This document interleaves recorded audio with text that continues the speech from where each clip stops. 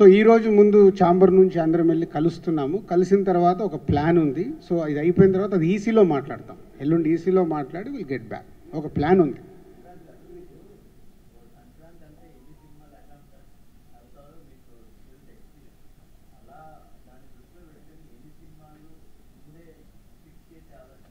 అదేనండి, అంటే ఇందాక నేను చెప్పిన దాంట్లో అదే next months, next years, next future జనరేషన్స్కి ఒక ప్లాన్ చేయడానికి ఒకటి వర్కౌట్ చేస్తున్నాము.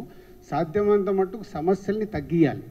ఏం చేయగలుగుతాం మేము? ఇక్కడ ఛాంబర్ అనేది ఉంది, అందుకు సమస్యల్ని తగ్గించి ముందుకు వెళ్ళాలి.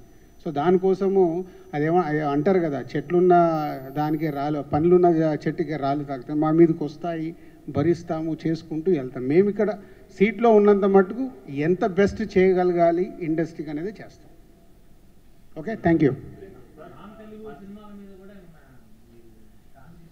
అది ఇంపాసిబుల్ అండి. ఇంతకుముందు కూడా చెప్పినట్టు ఇవాళ సినిమా పాన్ ఇండియా అయినప్పుడు సంక్రాంతికి మనది ఒక పెద్ద పాన్ ఇండియా సినిమా వస్తుంది అనుకుందాం. వాళ్ళు వెళ్ళి తమిళ్లో రిలీజ్ చేయాలి, కన్నడలో రిలీజ్ చేయాలి, హిందీలో రిలీజ్ చేయాలి. మనం చెయ్యాలి అనుకున్నప్పుడు పక్కన నుంచి వచ్చేలా మీరు ఆగండి అని చెప్పలేం కదా. సో ఇది ఈరోజు సినిమా మారిపోయింది, ఇది గ్లోబల్. పోతే మన సంక్రాంతికి ఫస్ట్ ప్రయారిటీ మన సినిమాలకు ఉండాలి, తర్వాత ఆ సినిమాలకు. ఇప్పుడు సంక్రాంతికి మనం చూసాము, అక్కడ 2 తమిళ సినిమాలు రిలీజ్ అయ్యాయి. మన దగ్గర మనం 4 సినిమాలకి ఫిక్స్ అయ్యాం కాబట్టి అదర్ లాంగ్వేజ్ సినిమాలు ఏం రిలీజ్ కాలేదు. వాళ్ళు ఇప్పుడు 26 జనవరి నిన్న మొన్న చేసుకున్నారు.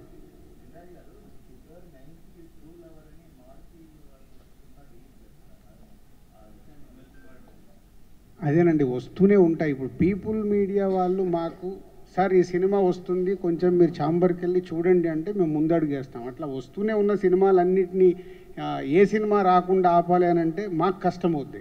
బట్ పీపుల్ మీడియాకి వెళ్ళి డెఫినెట్గా ఇది వస్తే దాన్ని 100% చేద్దామని రాజేష్ గారితో, అనిల్ గారితో మాట్లాడి ఒక సినిమా తగ్గితే మెజారిటీ థియేటర్లు ఈగల్కు పడాలి. ఎందుకంటే వాళ్ళు సంక్రాంతికి మాకు ఛాంబర్కి సపోర్ట్ చేశారు కాబట్టి దాని పాయింట్ ఆఫ్ వ్యూలోనే చేస్తాం.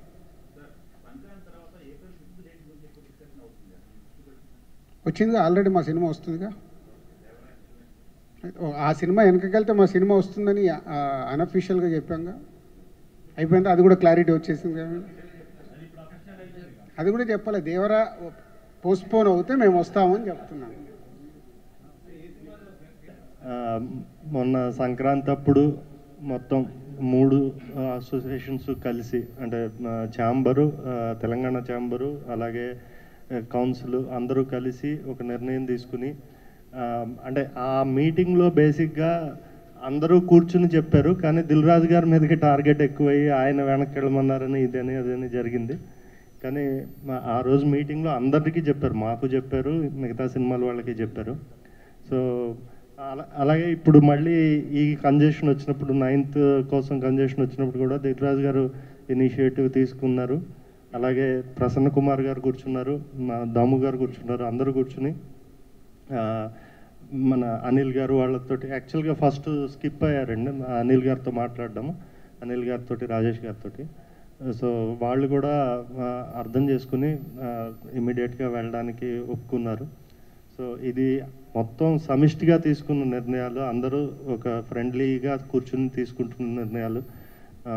ఒకళ్ళ మీద టార్గెట్ చేయడం అన్నది కూడా కరెక్ట్ కాదు.